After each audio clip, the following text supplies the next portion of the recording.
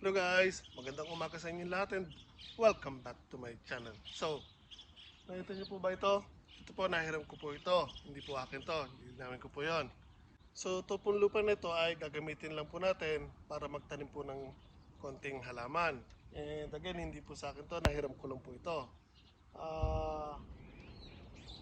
A little bit of bittersweet ang nangyari dito. Pero, in the end, naging maganda naman po ang nangyari kasi nga now, ito po, makita nyo, malinis na. And gagamitin ko po ito now for gardening purposes.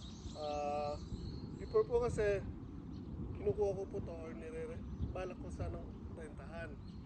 For the sole purpose of gagawin kong tambakan ng sasakyan. Kasi kung napanood nyo po yung ilang videos ko dati na namimili po ako ng mga sasakyan na hindi na po ginagamit, sira or whatever, na pwede kong i-scrap or ibenta ulit as is na pwede pang gamitin after ayusin. So, nabanggit ko na ako'y naghahanap ng mga pwesto or lupa na pwede kong tambakan. So ito actually pwede to, pero kailangan ko ito linisin muna, then tatambakan ko sana ng graba para malagyan ng sasakyan. Pero hindi kami medyo nagkaayos ng may-ari kasi ito pong lupa na to, okay naman doon sa may-ari. Yung problema kasi, itong lupa na to, nakapasok sa Pudoya Sang, parang real estate agent. So sila yung namamahala sa mga pag-aayos ng lupa, pagbebenta, pagre-renta. So medyo nagkaroon ng problema doon in between sa may-ari at sa real, real estate agent na parang ayaw pahiram sa akin or something or whatever. Ewan ko kung ano nangyari doon. So parang sinabi sa akin na hindi pwede. So now, hinayaan ko na. And a few months went by. So ito, tumaas na kasi damo nito eh. Then, syempre, during winter time, lumamig, namatay po lahat ng damo. So, pumasok na po ngayon ng spring season at unti-unti na umiinit. Unfortunately, meron po nagsiga dito. Then, iniwanan, hindi niya po binentayan. So, yung po siga na yun, pumalat po yan. Sunog po yan. Tapos pati yung vinyl house, dyan sa may likod, yung iba dyan na damage. Tapos, nabanggit ng kaibigan ko po na nakatira dito na sinabi doon sa may-ari na gagamitin daw niya to, pati ng kaibigan niya, which is me, bilang taniman ng halaman. And in the process, mamimaintain na malinis to. May iwasan na magdamo ulit. So, hindi na ulit mangyayari yung nangyari na nagkaroon ng sunog. May iwasan na po yun. Which is pumayag yung may-ari. So, again, bittersweet yung sabi ko kanina. Kasi before, bala ko rentahan pero hindi pumayag. Now, nakuha ko siya ng libre. Basta palitin ko lang lagi siya malinis, pwede ko siyang gamitin for gardening purposes and wala pong bayad doon. So, diligin ko muna mga halaman ko, umiinit na at masyado nang masakit sa balat. Samahan niyo ako.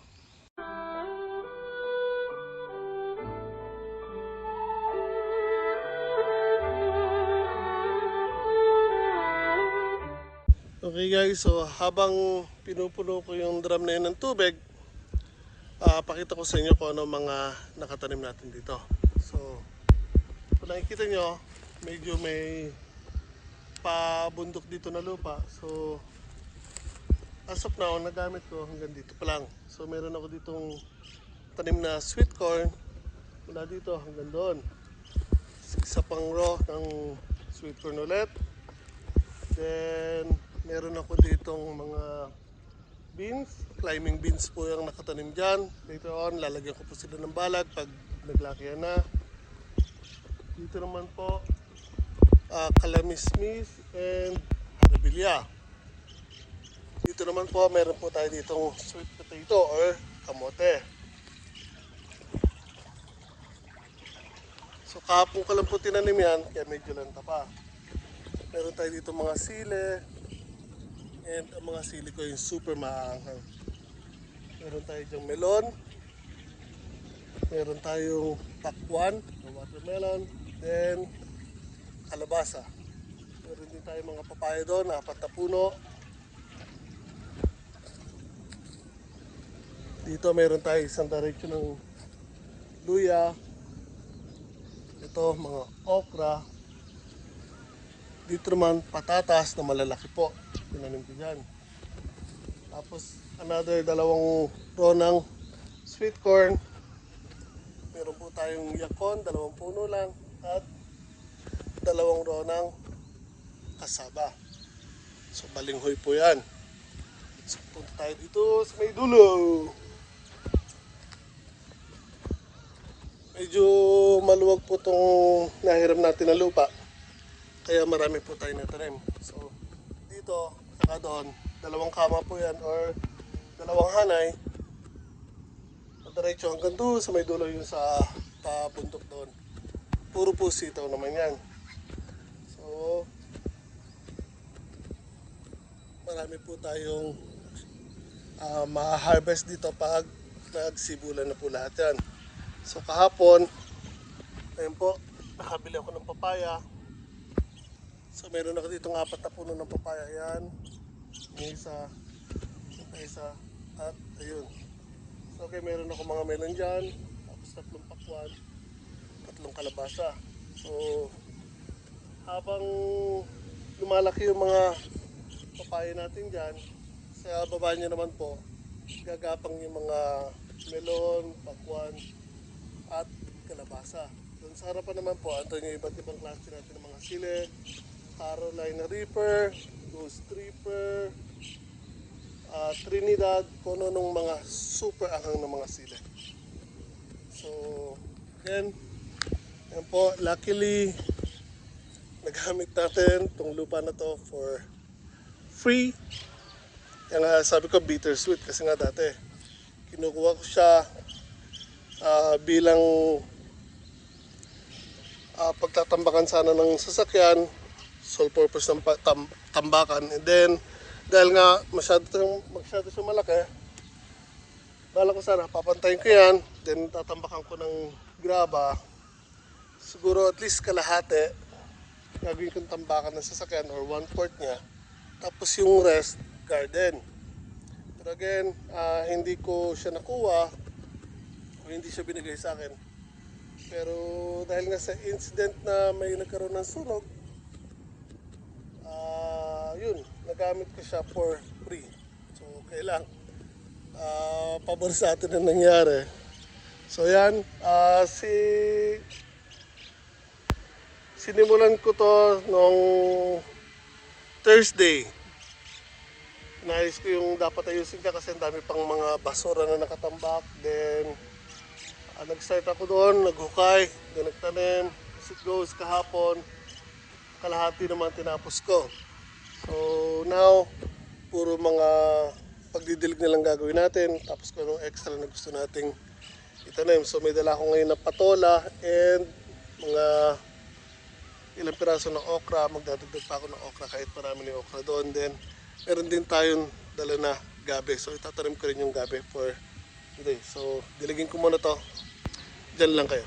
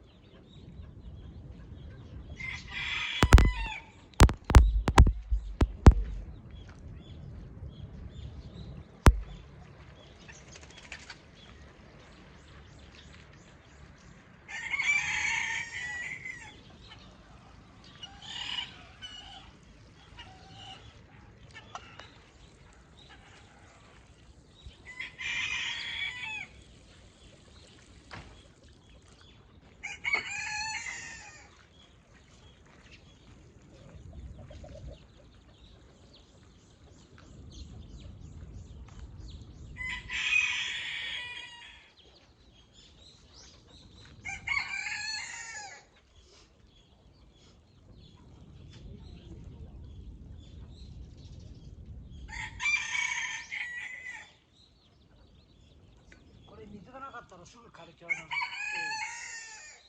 暑いから水分抜けちゃうもんな。野菜も。しないの。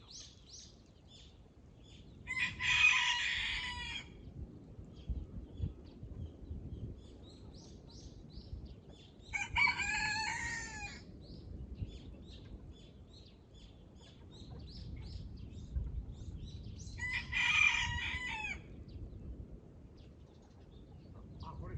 あ、そうなんだ。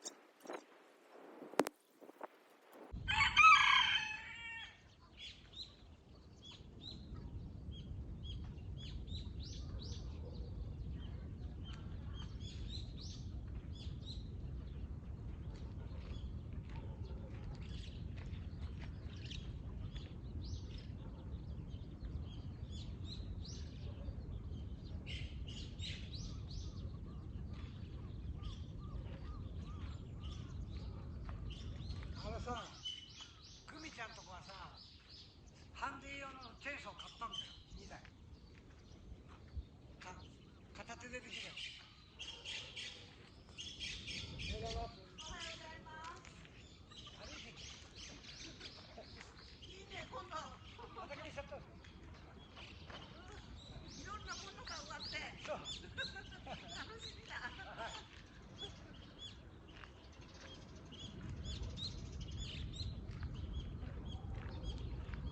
ほら、やっぱりみんな見てるね。チェックがすごいから。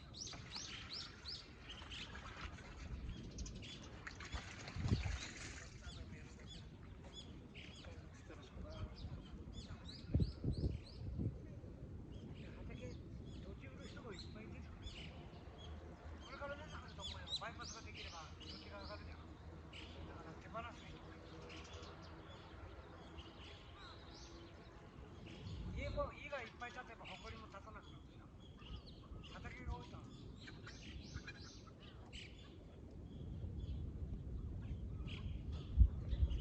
あ俺なんか関係ないからな。あと10年ぐらいでしょ。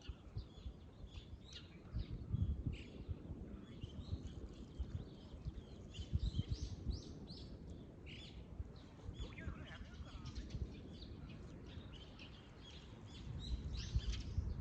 行かない。めっちゃミニコバいいよ。あんまりやってないからさ。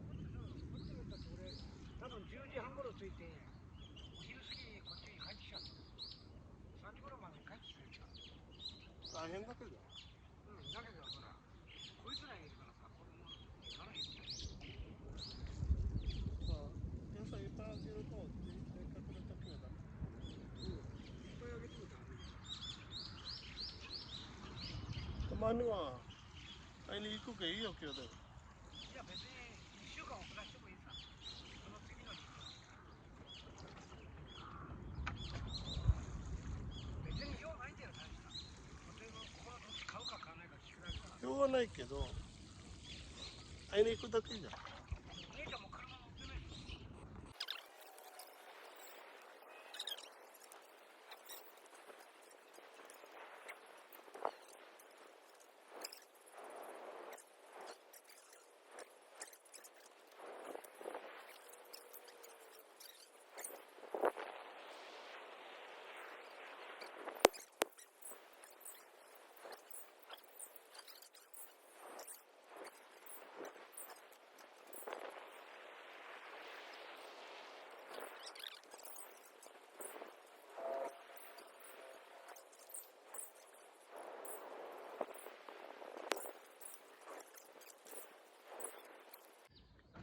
Okay guys, so tapos na tayo magdilig. Now, linisin naman natin yung mga damo. Gamitin natin ang grass cutter.